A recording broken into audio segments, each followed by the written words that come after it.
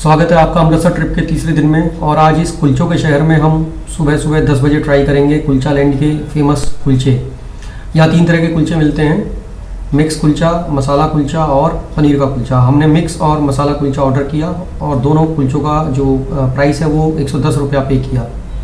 खाने के बाद ये लोग गुड़ों में मिक्स करके फ्रेशनर देते हैं, तो वो भी बहुत काफ़ी अच्छा था। कुलचे सॉफ्ट तो थे ही और क्रंची भी थे और बहुत ही ज़्यादा टेस्टी थे। और छोलों में तो मसाला बिल्कुल भी नहीं था। Must try kulcha.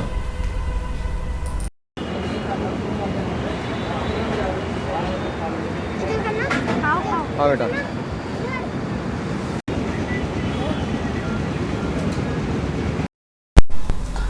अब हम लोग जा रहे हैं यहाँ के दूसरे फेमस कुलचे वाले के यहाँ, पहलवान कुलचा। यहाँ काफ़ी भीड़ थी, काफ़ी नाम सुना था इस कुलचे शॉप का। ये कुलचे को कागज़ के ऊपर देते हैं और पत्तल दोने में छोले देते हैं। छोलों के ऊपर नींबू डाल कर देते हैं। 15-20 मिनट की वेटिंग के बाद हमारा नंबर भी आ गया। एक कुलचा छोले के साथ 80 रुपये का था। हमने मसाला कुलचा ऑर्डर किया। हमें ये टेस्ट और फैसिलिटीज़ के हिसाब से ओवर प्राइस लगा। कुलचा लैंड का कुलचा ज़्यादा अच्छा लगा हमें। बाकी सबका अपना अपना टेस्ट और देखने का नज़रिया होता है। भीड़ का रीज़न हमको एक ये लग रहा है कि शॉप जो है दोपहर बाद बंद हो जाती है और शॉप जो है थोड़ा छोटी भी थी इनकी। एक हमने मीडियम बोला था।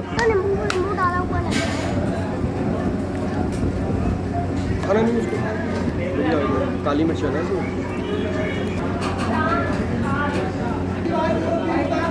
12 बज गया था। हम नेक्स्ट फूड डेस्टिनेशन बीरा समोसे वाले के यहाँ गए। हमें बताया गया था इनका सतपुड़ा बहुत फेमस है और वह दोपहर तक ख़त्म हो जाता है। अनफॉर्चुनेटली ना हमें सतपुड़ा मिला और न समोसा।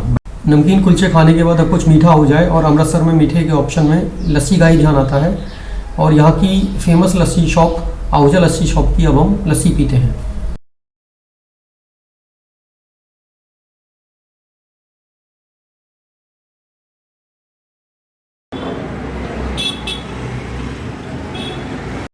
इनकी केसर वाली लस्सी पीकर मज़ा ही आ गया। केसर का टेस्ट मुंह में आ रहा था और लस्सी ना ज़्यादा गाढ़ी थी ना ज़्यादा पतली थी।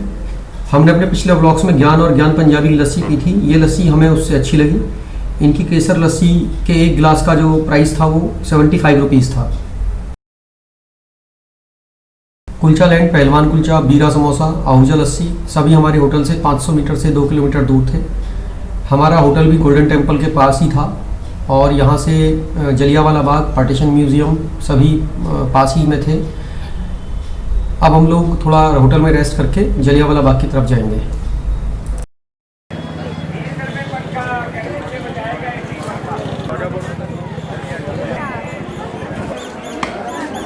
और जो आप सामने बड़ी सी वाइट बिल्डिंग देख रहे हैं और उसके ऊपर जो गोल्डन गुम्बद देख रहे हैं वही हमारा गोल्डन टेम्पल है, जहां हम शाम को जाएंगे।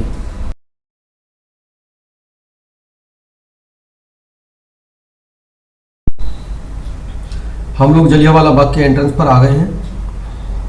एंट्री एक बहुत ही कम चौड़े रास्ते से थी और यही एक एंट्री और एग्जिट का ही रास्ता भी था, जिसे बंद कर जनरल डायर ने 1919 में बैसाखी के दिन भयानक नरसंहार किया था, जिसके बारे में हम ही लोग नहीं बल्कि पूरी दुनिया जानती है।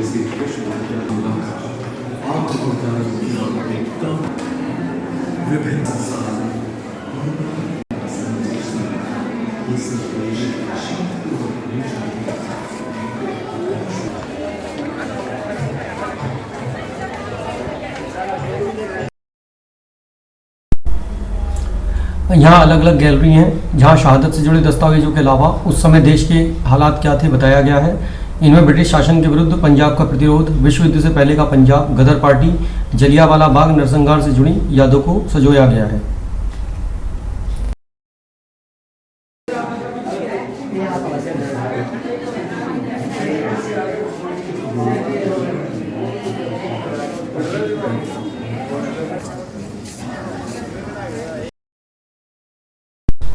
अंग्रेजों की गोलियों से बचने के लिए लोग यहाँ स्थित इस एकमात्र कुएं में कूद गए थे। कुछ देर में ही कुआं लाशों से भर गया था। इस शहीदी कुएं को नानकशाही ईंटों व ग्लास फ्रेम से अभी हाल ही में नई लुक दी गई है। यह शहीदी कुआं उन मासूमों की असहाय चीखों को आज भी अपनी गहराइयों में समेटे हुए है।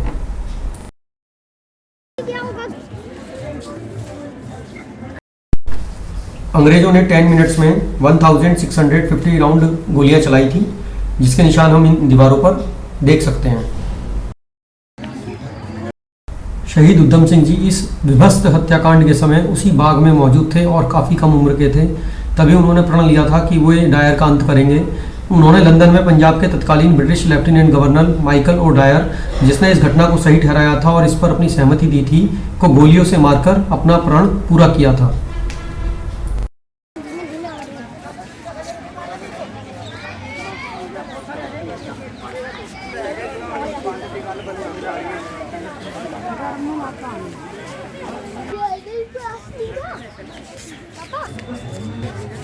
इसकी भी ले लो। अरे दया थोड़ी थी उन लोगों में। बेगुनाहों के जिस्मों को भेद कर निकली गोलियां बाग में जगह जगह दीवार पर निशान के रूप में अंकित की गई हैं।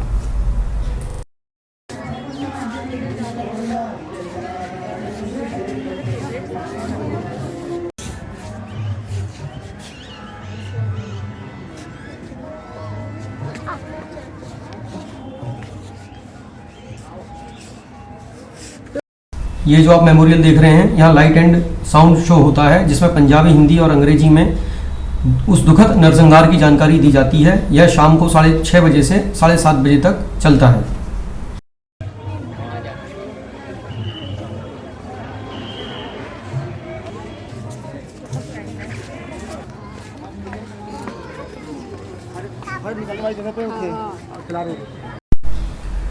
और ये जलियांवाला बाग स्थित मोक्ष स्थल है, जहाँ हमारे महान नेताओं, क्रांतिकारियों के संदेश अंकित किए गए हैं।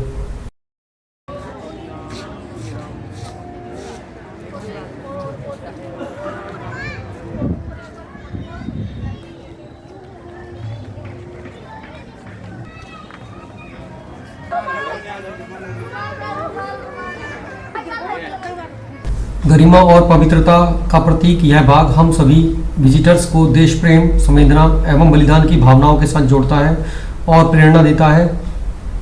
इसी के साथ bye bye, take care, please like, share and subscribe. Thank you very much.